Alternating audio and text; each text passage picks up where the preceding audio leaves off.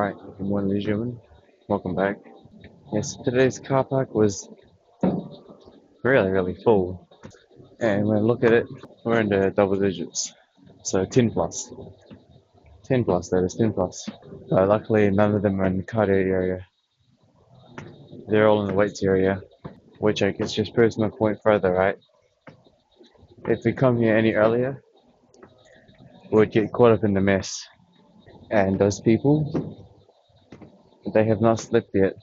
So they'll leave soon. Because in order to catch golden hour, you must have slept earlier, woke up early, and arrived. Everyone that's here early means that they have not slept yet.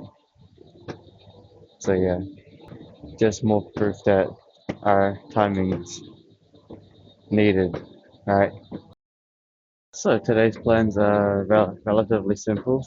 It's just going to be this, Alpha Theta regime, back to normal, editing, dips, and then food, and then waterworks, and then I've got delivery work, and then I think we can do something. What would I do? Not sure yet. Story video today, right? Yep. I saved that. Interesting, like, YouTube video to watch later for the story time. So yeah, majority of the cars are from the Filipino gang. I think everything's kind of normal. I mean, we're kind of just hiding too.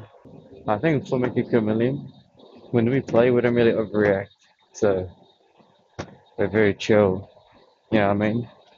Yeah, in one of my DPS games or killer games, Assyria should have done better. Whatever.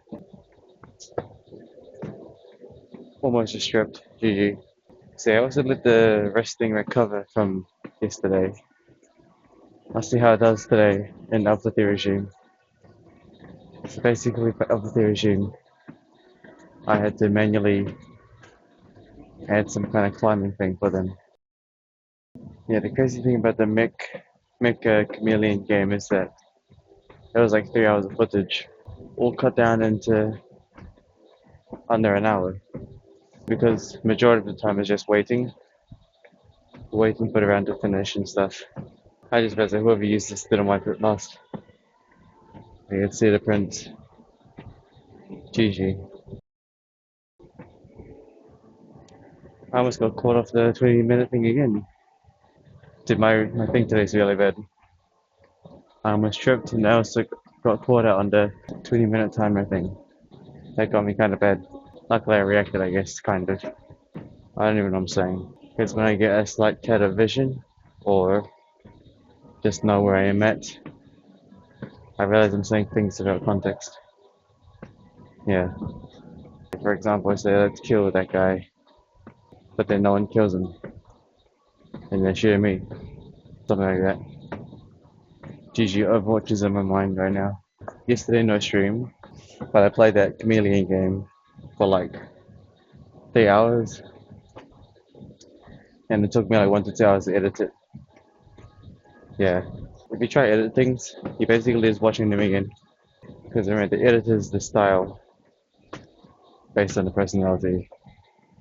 If you're watching a YouTube channel that has lots of edits, you're not falling in love with the creator. You're falling for the editor and his time and space in his edits. So yeah, we already talked about this topic, so no, it looks like usually the two have no sound barriers. But this time they brought sound barriers. I wonder because if it's me or not. I am being a bit loud today. My voice is probably was probably muffled that entire time. Maybe I could explain it again. When it comes to heavily edited videos, you're not really watching the personality of the YouTuber. You're more watching the personality of the editor. So yeah, I try not to do heavy edits, but I think for that kind of game, kind of had to. I don't think there's anything else to talk about, which is why the story video will come and carry. Oh, I guess today I could also edit the Overwatch VODs. I have 3 days worth of VODs ready to go, so I can combine them. Yep, golden hour is slowly approaching. What is on to? So again, just finish this, wipe it, upload the regime, editing, dips, food, then some more editing, and then I'll need to plan what to do for the rest of the day, which is probably just going to be like Primal Fear, or maybe some Forza Horizon, or maybe some more tabs. I like tabs for now. I'm sure we'll get bored of it one day, but for now, tabs has got so many combos to do. So yeah, because there's so many factions, you can literally replay the same amount of missions with a new combo of army every time, and it'll be still interesting. Except, yeah, it's still a challenge, but yeah, we'll see about it. Oh yeah, honorable mention before I go to story video. Had a dream again last night. Dude, for some reason, that person's still in my mind. That started letter M. I had another dream about them again. Now I remember asking him something like, just a quick mention before I forget. But yeah, anyways, that's about it. We're done. So, I'll see you guys in the story video, right? There you go. 33s, 300. So, I'll wipe this down and then do what I have to do. Alright? Appreciate it. See you guys next time, right?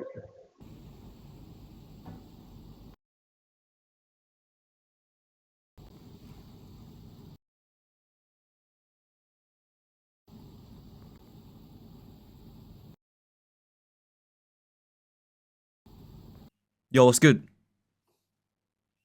Alright, my bad. Anyways, yeah, so that other video that I wanted to watch with you guys from last time, I decided not to watch it because Windy Goon, When I cover real life, it's more of just his face cam, and it's hard to focus. But we're just gonna go back to Mr. Nightmare because he's the GOAT, alright? 4 very true travel horror stories. We'll probably split this into 2s. Lock in. Don't give me an ad. That's what I thought I was gonna say. Lock in. Story 1 by Trevor. So it was another guy. I hate to travel.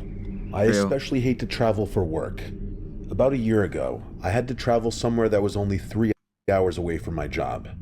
The area I had to go is considered beautiful by the people who visit.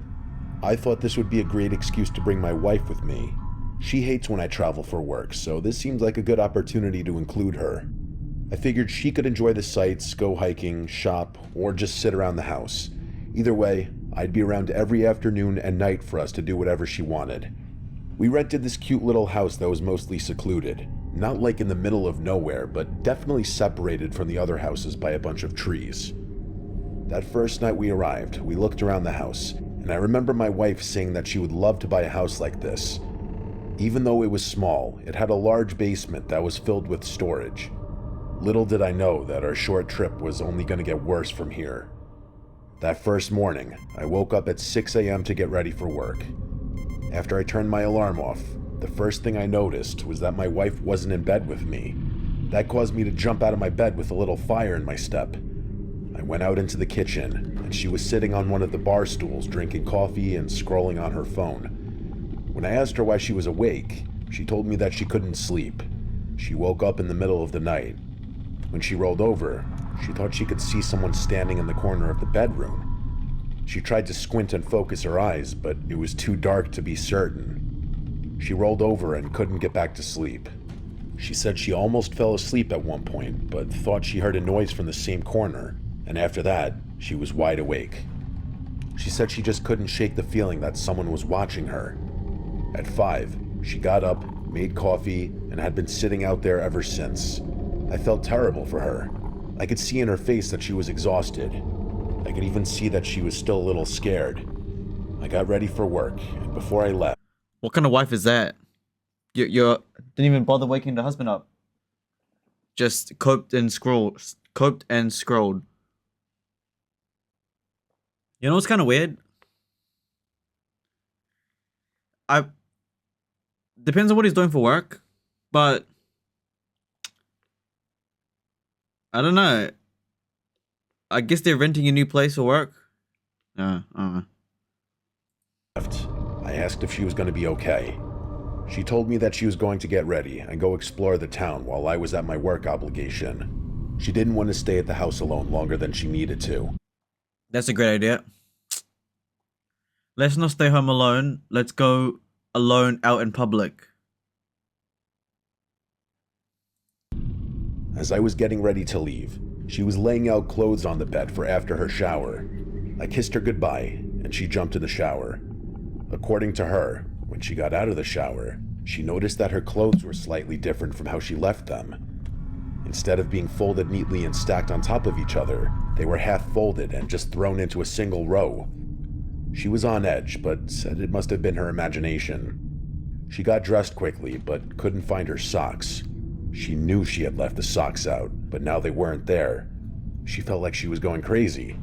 She grabbed another pair and ran out of the house.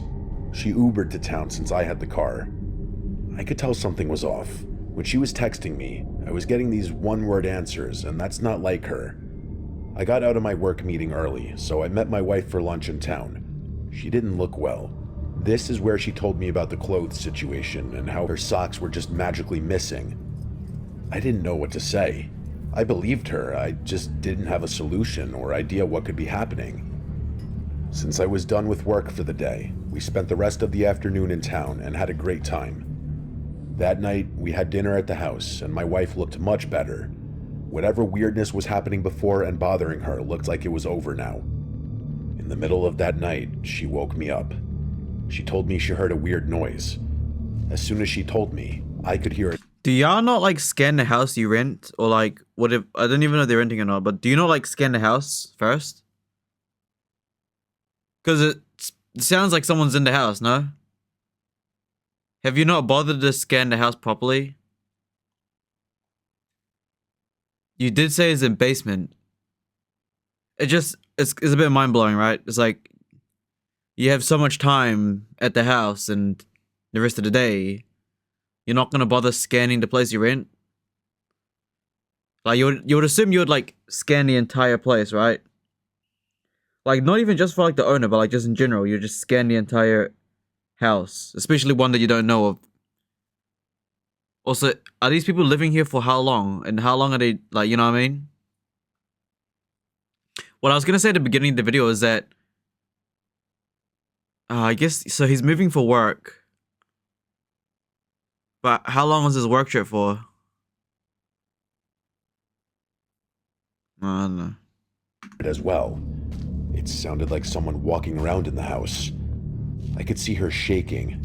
She begged me not to leave, but I needed to know if someone was in the house. I quietly walked through the house, and the only thing I noticed out of the ordinary was that a closet door was open. I know this is stupid, but I assumed the door just opened on its own. I know it's unlikely, but I've had doors do that before. I even rationalized in my head that the sound we heard must have just been the door opening. I even looked inside the closet just to be sure, and it was empty. I told my wife the house is clear, and that we had nothing to worry about. She had it in her mind that something wasn't right. She couldn't sleep. I decided to stay up with her for the rest of the night. That morning, I got ready for work, and she also got dressed. She didn't want to stay 1 second in that house without me. We met up for lunch again, and she asked if we could go back and pack our things so we could leave. I felt terrible because I had to tell her that we needed to stay one more night. The next day, I had one more meeting in the morning that I couldn't miss. This wasn't the trip I wanted for us. The thought of staying in the house one more night for her was crippling. I offered to get us a hotel room, but because I spent so much on the house, she agreed to tough it out one more night. When we got back to the house, we packed everything up so we could leave right after my meeting in the morning. We ordered a pizza that night and sat in the living room for a while. I could tell that she didn't want to go to sleep. We ended up playing this trivia game on my phone for a while.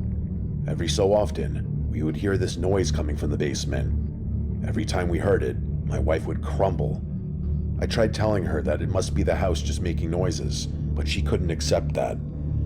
While we were So why don't you guys go check the basement then? Just go check it? Hello?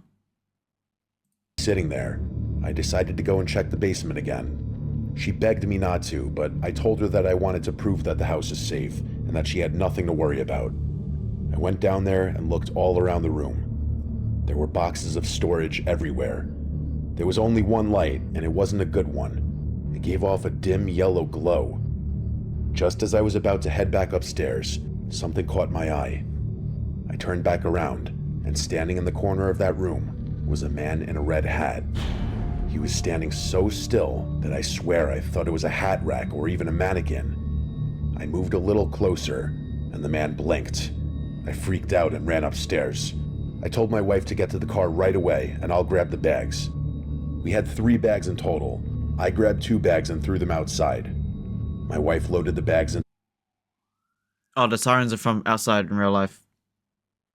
into the car as I ran inside to grab the final bag. I ran to the bedroom, grabbed our chargers out of the wall and the last bag. Bro's grabbing everything. Dude, just...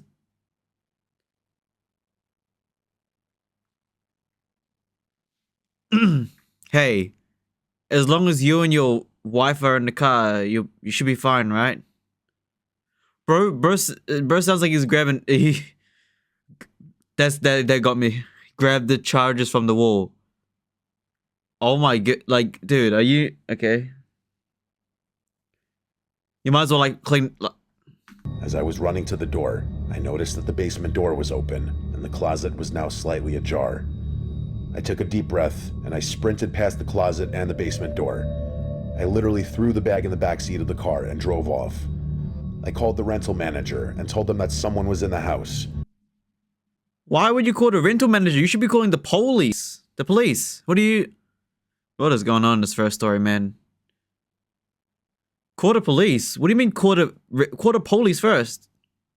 Why are you packing up and just call the police? I don't get it. The woman was arguing with me, trying to tell me that I was mistaken. Bro, should have just called the police. Why would you call the manager? Call the police first. What? That makes 0 sense right there. Why would you call the police first? That's crazy. I don't even know if she followed up on what I said. I got so angry that I hung up the phone. Thankfully, we were okay, but just because we made it out unscathed doesn't make it any less scary. This man was literally wandering around the house with us all weekend. I believe my wife without a doubt did see someone standing in the room. It was most likely that guy in that basement. I don't even want to think about what this guy wanted with us, besides my wife's socks. I know I could have pursued this further, but I just let it be. Having your own house to stay in while you travel is cool and everything, but I honestly think I'm going to stick to hotels for a while. They may be scary as well, but at least there, you expect to have people around. People that hopefully won't be in your room watching. Well, depends, obviously. A hotel is... depends on the context, obviously, right? Like, obviously a house in the woods with no fences or nothing may be a bit bad, but a hotel's kind of safe, but also at the same time equally as bad. It just depends on the context, right? There's no good or bad. It just depends on the situation, the, area, You know what I mean? Again, this first guy should have just called the police. Why would you call the rental manager? Bro, just call the police. That makes sense. He just left after that. You sleep.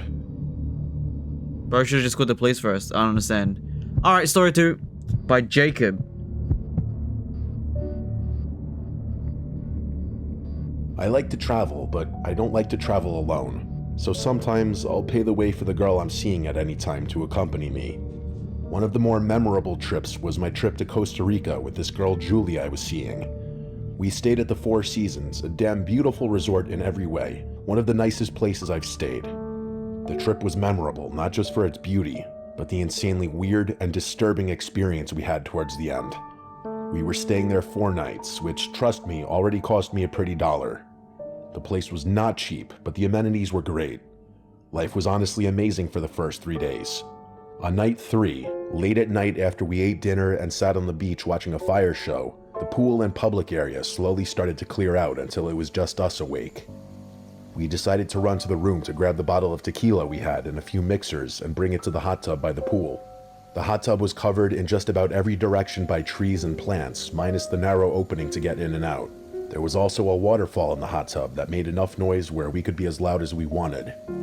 We had some fun drinking and whatnot in the hot tub, but it was interrupted when I noticed through the plants someone was on the other side, creeping. It wasn't a person just walking the walkway. Someone was crouching down as if they were spying on us in the hot tub. I shouted hey, and then got out of the hot tub, which, let's face it, getting out of a pool or hot tub takes a few seconds to do. By the time I was out on the concrete and on the walkway, I saw someone hurrying away before turning the corner and disappearing. Julie was telling me to come back and leave it alone, but I ran ahead and turned that corner that the man had just turned. When I did, I saw nothing but an empty, dark trail toward the units, actually in the direction of our unit too.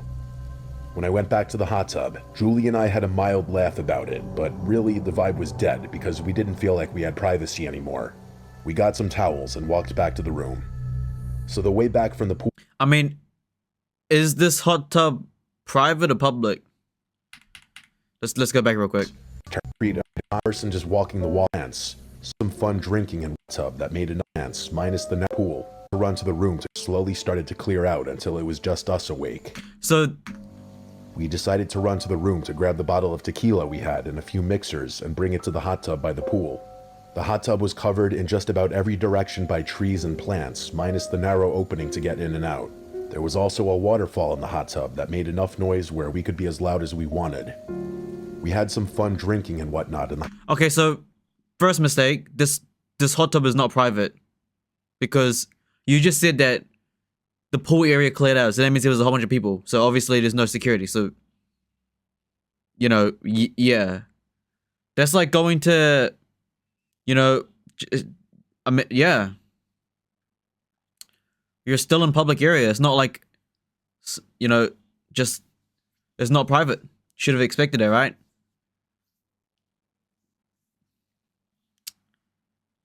Yeah. I don't know what this. You just said that the pool cleared out, so that means that another couple could have just been at the pool area. There's no one stopping them. Now, someone snooping around, that's a bit creepy, but same time, you shouldn't be expecting privacy because it's not private, right? Like let's say the pool's empty, right? It's kind of like, okay, it's exactly like us going to the gym, right?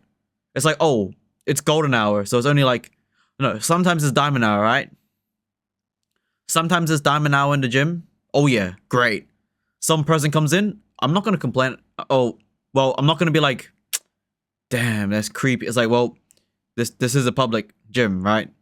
You know, no one's stopping the person from disturbing my diamond hour, so it is what it is, right? So, I mean, someone creepy watching, yeah, sure, but at the same time, you're still public, right? I'm sure that hot tub, when it was busy, there's other people there chilling. So you know, it just depends on what it depends on what they were doing at the hot tub. Obviously, they sound like they're doing something naughty, but don't know. They're just drinking and having fun. Apparently, I don't know. But yeah, walk a path right in the pretty dark at night. It was right between the buildings to one side and jungle on the right. When we got like directly across from our unit, which was on the first floor, to the right in the jungle, we heard rustling.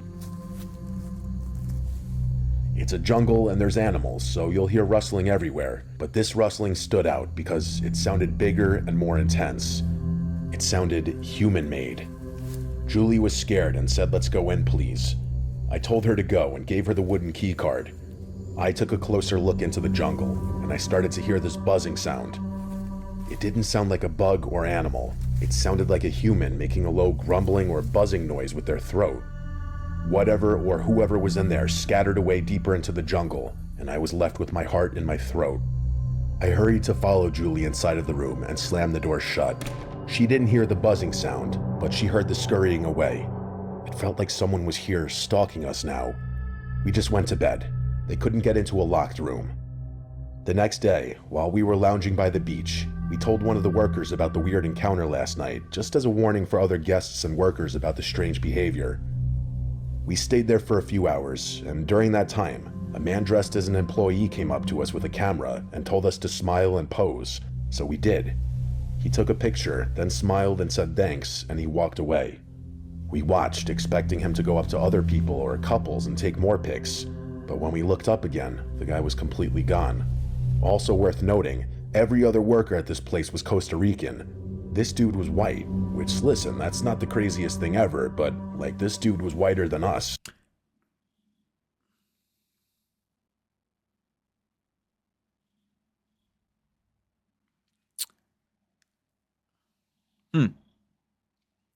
Reminds me of Hitman. Dress up as an employee. Julie and I noted that amongst ourselves. Skipping ahead to that night, things were nice. We got dinner again, watched the sunset, explored around a little more, and relaxed. We had an early flight the next morning, so we called it pretty early. We were exhausted and fell asleep pretty easily. However, I woke up to a still dark room. It had to be early hours of the morning, maybe 12 a.m. to 1:30 a.m. I woke up facing the patio. Our suite had a patio with a big sliding door, and the patio was screened off to prevent bugs getting in. We left that door open at night to hear the sounds of the animals and the waves outside, but I heard something else out there. I thought for sure it was the sound of a camera beeping as it took a picture. I was like 30% sure of it, until I heard it again. It was the shutter and beep of a camera. I sat upright, and I could see a silhouette standing on the other side of the screen in the patio. I shouted "hey" again, sounding angry, but deep down terrified. All I saw of this person was their black silhouette, and I watched as their silhouette ran away into the darkness. Julie woke up, and I told her the truth of what I saw. I slammed the patio door shut, and I called the front desk. I made a very loud and anxious report of what just happened and asked them to send someone right away. An employee came 10 minutes later, and I told them everything about the stalker the night before, the man with the camera on the beach, and now this. The guy said they don't have employees walking around taking pictures, which confirmed that it was the same person. In fact, it might have been the same person stalking us the past 2 days. I demanded a new room because we didn't feel safe. They also said they'd check all the video surveillance from the past 2 days. Yeah, like... Yeah, just... I mean, it's a high-tech place, right? Just check the surveillance, no? Yeah, just check the surveillance, no? That... We were moved to another suite closer to the front hall. We kept the patio door in this one shut, obviously. We woke up early the following morning for our flight. We had a shuttle service offered from the resort to the airport. While checking out at the front desk, they showed us the video footage of the man who was stalking us. He was creepily walking around the resort. He only took pictures of us based on the videos we were shown. It was the most horrifying, confusing thing. We couldn't stay for too long because we were in a hurry, but they told us if they found the man, action would be taken. We were just relieved to be leaving there. I followed up with the resort a few days later, and they apologized for not having any updates, which was disappointing. I don't see Julie anymore, but this was a really crazy and disturbing story the two of us share that I sometimes want to reach out to her about just to talk about again.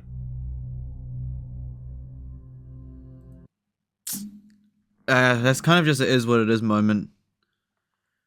Yeah, that's pretty much a it is what it is story. You really just...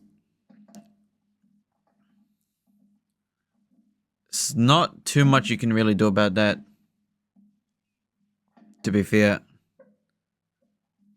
I mean, yeah, sure, you're in like a high luxury vacation area, but, you know, stuff still happens, right? You know, what's stopping a person in the vacation just pulling out a bazooka and blowing everything up, right? It's just, it is what it is, right? You know? Same as, like, one of the employees have TNT strapped to his body and just blows up next to you, you know? It's just one of those it is what it is stories, right? And there's only so much you could do, right? I mean, sure, maybe the patio closed, but again, it just... Like, you could even have a bunch of security guards walking around, right? And still, if someone really wanted to get you, they'll get you. So, that story sounds like it is what it is moment, to be fair. Should we do one more, or should we just save it for the next time? I think we'll save it for the next time, honestly. I wonder if there's anything else we can quickly look at. And story was... They're so far kind of mid-ish. I mean, the first one should have just called the police. Second one really is just a it is what it is moment. Yeah. I mean... Again, there's only so much you can do, right? You couldn't really... Yeah. What else anyways? Horrors accidentally broadcast on game shows. What is this? Nope. That's not real. Pit stop horrors. Who's this guy? Missing 411. The TikTok who got... What? What happened at this campsite will still haunts Oregon.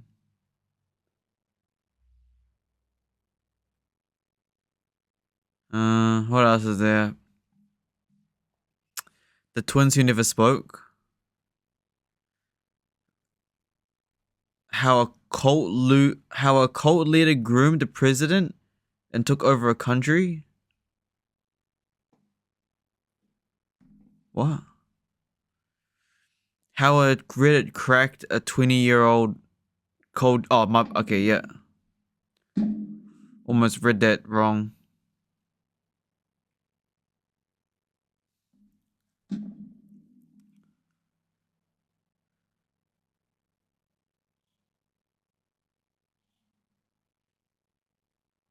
Is there anything else interesting? Cases with insane twists. 6 disturbing cold cases from the Pacific. Vietnam with G Adventures means... Man, I don't do advent. Yo, by the way, if I ever do traveling, I don't know. Again, you can get like the best security resort and they'll still get you. Just exactly like home, right? You can have a compound, you can have a gate, you can have security cameras, you can even have security guards. But what's stopping a nuke from dropping on your building? You know what I mean? It is what it is. What's stopping a meteor from just coming down from the space and just boom, you know? Cold cases. Let's lock in. I'll listen to one. Why not? See what this is about. Case number 1. Let's have a look. The disappearance. Burr. Mr. Burr was a G. Tacoma, Washington, August 31st, 1961. 1961. Okay, so this is... No wonder it's cold. Cold cases now these days must be a lot harder to do. 1961. Wait, when was World War again? I keep forgetting. Sorry, standing in my left eye. Also, this is like straight after the war. The Pacific Northwest in late August is usually a place of transition, but on this particular... By the way, cold cases are more common near World War II because, like, who knows who died. night, a savage summer storm was howling through the Puget Sound. Heavy rain lashed against the windows, and the wind was fierce enough to knock out power grids across Tacoma. Inside a home on North 14th Street, 8-year-old Anne-Marie Burr went to sleep in her blue nightgown. She was a blonde, sweet-faced girl who wore a tiny silver chain necklace featuring medals of St. Christopher and the Madonna. Sometime during the dark, chaotic morning hours, the storm provided the perfect cover for a predator.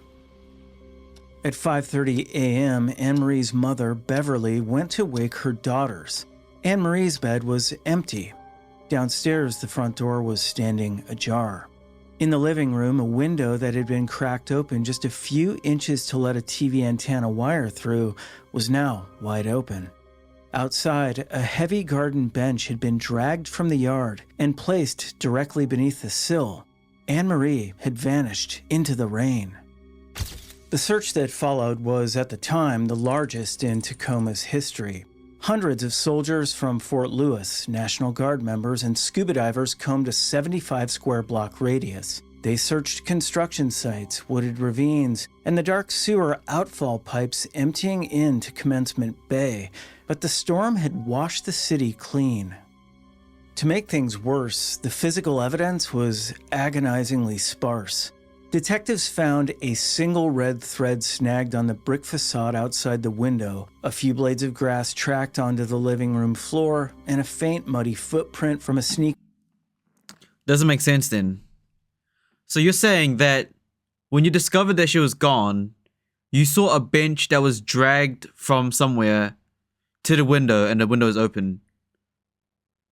Because bringing soldiers and stuff sounds like she went, like, the reinforcement they brought sounds like they assume she went missing because she left the house. But if there was a bench that was dragged all the way there, then that was someone entering and grabbing her. What? Look at this. A few blades of grass tracked onto the... Hundreds of soldiers from Fort Lewis, National Guard members, and scuba divers combed a 75-square-block radius. So they brought soldiers and scuba divers to search the area, but she didn't go missing because she walked out into the storm. Someone took her because the bench was there. That's already a flaw, no? That's already a flaw. You shouldn't be... She got taken by someone, so she obviously in someone's house or somewhere, right? They're acting like she got lost in the storm, but it doesn't make sense because there's a bench there. So clearly someone grabbed the bench, went there. That story already doesn't make sense. That just doesn't make logical sense. They're acting like she got lost in the storm when clearly the moment she was missing, someone had moved the bench to go inside the house and take her. So you should be sending soldiers to scan all the civilians, no? Okay. That's already a flaw right there. They treating this like she got lost. Yeah, they really are, right? Soldiers in scanning the area, they're treating her like she got lost. She got kidnapped. They're acting like she left the house on her own and got lost in the storm when she got kidnapped from the bench. Pretty obvious. 1 second. Alright, I'm back. Searched construction sites, wooded ravines, and the dark sewer. Construction sites, wooden ravines. Outfall pipes emptying in. Bro, she didn't get lost, she got kidnapped. What are you doing searching those I mean, yes, sure, you could search those places still, but like, you should be searching people. They're treating like she got lost in the storm when the bench was there, obviously meaning someone took her. I mean, sure, you could also look, I mean, assuming the person that took her also dumped the body, right? But at the same time, yeah, man. Into Commencement Bay. Also, this was 1961, so technology something, there's no like mobile phones, right? But the storm had washed the city clean. To make things worse, the physical evidence was agonizingly sparse. Detectives found a single red thread snagged on the brick facade outside the window, a few blades of grass tracked onto the living room floor, and a faint muddy footprint from a sneaker near the overturned. So you literally just proved that it was someone that took her. Not she didn't get lost in the storm. You just said that footsteps from the wet grass outside. Footsteps from the wet grass outside stepped into the living room, so she got taken. Bench. The shoe was estimated to be size 6 or 7, too small for most grown men. Strangely, a table covered in fragile glass figurines sitting right inside the open window hadn't been disturbed. Whoever came through that window was small, agile, and terrifyingly precise. Decades passed, and local leads withered. Neighborhood teenagers were questioned, door-to-door salesmen were tracked down, and the family lived in a state of suspended animation. They stayed in the house for 6 years and kept the same phone number for decades, praying for a voice on the other end. Then, the case transitioned from a local tragedy to a piece of national infamy. Investigators began looking closely at a 14-year-old high school student who lived just 3 miles away. His name was Ted Bundy. In 1961, Bundy was known as a peeping Tom and shoplifter in the neighborhood. His morning newspaper delivery route ran right past the Burr home. He was a teenager who wore a size 6 sneaker, and he frequently visited a great uncle who taught at the university just blocks away. Years later, on death row in Florida, Bundy played a cruel game of cat and mouse with investigators. He explicitly denied killing Anne Marie in letters to her grieving mother, yet he whispered a very different story to a prison psychologist. Bundy confessed that his very first victim was an 8-year-old girl he kidnapped in Tacoma, a girl he said he buried in a, quote, muddy pit near the local university. To Detective Robert Keppel, Bundy muttered that there were some murders he would, quote-unquote, never talk about because they were simply too close to home. In 2011, forensic scientists attempted to extract DNA from the decades-old evidence to see if it matched Bundy's profile. But time in the damp Pacific Northwest air had done the damage. The samples were far too degraded, and the results came back inconclusive. Donald and Beverly Burr both passed away in the 2000s, taking their broken hearts to the grave without ever knowing what happened to their daughter. Anne Marie's name remains on an open missing persons file in Tacoma. It stands as a chilling prologue to a lifetime of horror, a reminder that before a monster becomes a household name, he's just a quiet teenager living 3 miles down the road, waiting for a storm. Who? Who's Ted Bundy? I feel like I've heard that name before. Who is Ted Bundy? I swear I've heard that name from like YouTube video somewhere. American serial killer who kidnapped a dozen.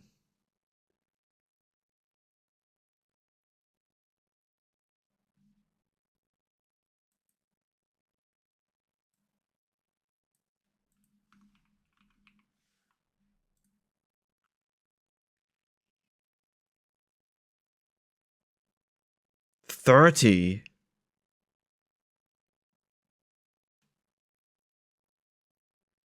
How did he get away? I mean, it was young. It was before, I guess. Yeah. I mean, if you have seen those horror games and horror stories, right? A lot of shit can get away pretty easily with, you know, during that era, right? Again, that's why even when Sensei says, you know, oh, they're all Matrix and stuff, right? But at the same time, like, there's no light without dark. Sure, Matrix can see a lot more things, right? But then also prevents this type of stuff happening too. So there's just no light without dark, right? Because now in today's world, you can barely get away with like 1 to 2 kills before you get caught pretty easily. Yeah. You know what I mean? Should I do another one? Cold. Okay, I'll do this one, but I'll stop it if it's like in the old ages, because like, look, anything can be cold in like the old eras, right? Because it's just pretty easy to get away with. Granger Taylor.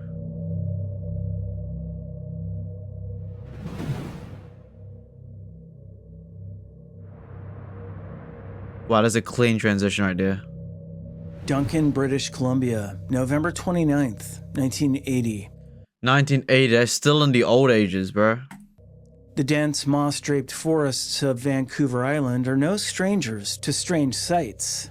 But the town of Duncan has a unique reputation. Labeled a UFO hotspot ever since a highly publicized 1970 sighting of a domed aircraft outside the local hospital, the valley seemed to look toward the sky more than most.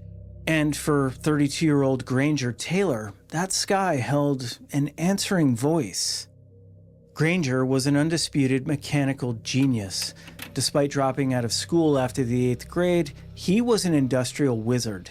He rebuilt bulldozers professional mechanics had abandoned, single-handedly restored a vintage steam locomotive, and brought a rusted World War II P-40 Kitty Hawk fighter plane back to pristine flying condition. Government got him. GG. Ah, the government got him. Yeah, someone got him. He done got taken. Just by his achievements, he obviously got taken, right? It's just no. Yeah, he got taken, bro. GG. They take geniuses like that. He was a gentle giant, quiet, stocky, and brilliant. But as the 1980s approached, his focus shifted from the past to the future. On his parents' farm, he constructed a life-size replica of a flying saucer out of 2 satellite dishes, outfitting it with a television, a couch, and a stove. He told friends he was receiving telepathic communications from extraterrestrials. They were coming for him, he said. He just needed the right night. That night arrived on November 29th, 1980, during what meteorologists would call the quote-unquote storm of the century. Torrential rain and violent winds hammered down on the Pacific Northwest. Granger ate a quiet dinner at a local grill, refusing to wear a coat despite the freezing storm. He visited his young protege one last time, confirming the aliens were indeed arriving. He got taken by the government or something. Bro's probably still alive working at like Area 51 or something, right? Yeah. 100%. He's thinking aliens are gonna come get him. A storm happens. Government's like, yep. Alright, let's go get him now. Boys, let's get him. And then he's gonna be like, oh my god, aliens got me. And then guys and men in black suit will be like, hey bro, you're working for us now. Come over here. We got some cool tech you need to look into. And then they're gonna be like, oh yep. Well, Taylor, unfortunately, your time on this town and stuff, like your identity wiped out. All right, here's your new identity. You work for us now. Let's help humanity, right? So yeah, this guy just got taken in. He got taken in. He's probably working. He's still alive. 100%. Bro's probably just working on some kind of special tech, you know? Yeah. He didn't get taken by aliens. He just got taken by the higher ups. Someone in the higher ups. Yeah, sure. He may be missing in his hometown, but he's still alive. He just got a new identity and stuff. Y'all seen those movies? Yeah. Yep. He's a genius. What can I say? Genius, taken. He's got the passion. You know, he built a UFO little house. He's like, yep. You know, they saw him and they're like, yep, let's take him. Take him and put him to good work. Unfortunately, his family and his identity in public gone, but he's still alive. He's chilling. All right, ladies and gentlemen, I appreciate it. Right, this was a pretty interesting cold case. I mean, I like the second one. The second one's just like a wow, they took him, right, but for like a good reason, maybe. You know what I mean? Yeah, he was already accepting it, right? He already accepting it. So yeah, all right, ladies and gentlemen, appreciate it. All right, and yeah, I'll see you guys next time. Bye bye.